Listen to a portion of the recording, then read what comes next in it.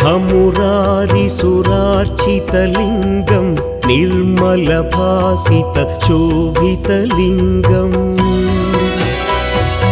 जन्मज दुःखविनाशकलिङ्गं तत्प्रणमामि सदा शिवलिङ्गम्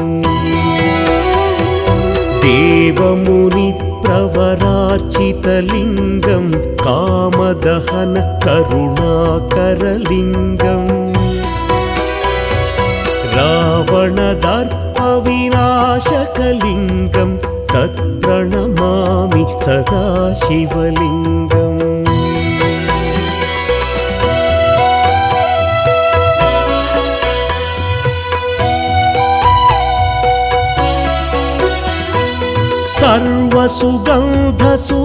सर्वसुगन्धसुलेपितलिङ्गं बुद्धिविवर्धनकारणलिङ्गं सिद्धसुरासुरवन्दितलिङ्गं तत्प्रणमामि सदा शिवलिङ्गं कनकमहामणिभूषितलिङ्गं फणिपतिवेष्टितशोभितलिङ्गम्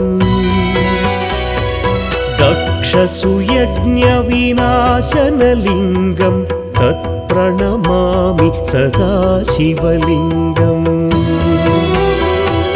कुङ्कुमचन्दनलेपितलिङ्गं पङ्कजहार सुशोभितलिङ्गम् सञ्चितपापविनाशनलिङ्गं तत्प्रणमामि सदा शिवलिङ्गम्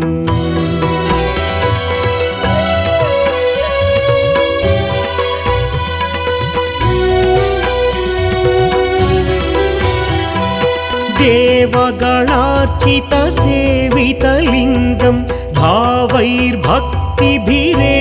च लिङ्गं दिनकरकोटिप्रभाकरलिङ्गं तत्प्रणमामि सदा शिवलिङ्गम् अष्टदलोपरिवेष्टितलिङ्गं सर्वसमुद्भवकारणलिङ्गम्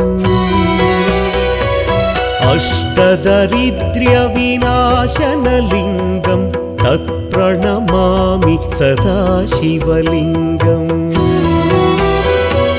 सुरगुरुसुरवरपूजितलिङ्गं सुरवनपुष्प सदार्चितलिङ्गम् परमपदं परमात्मकलिङ्गं तत्प्रणमामि सदा शिवलिङ्गम् लिङ्गाष्टकमिदं पुण्यं यः पठेच्छिवसन्निधौ शिवलोकमवाप्नोति शिवेन सह मोदते।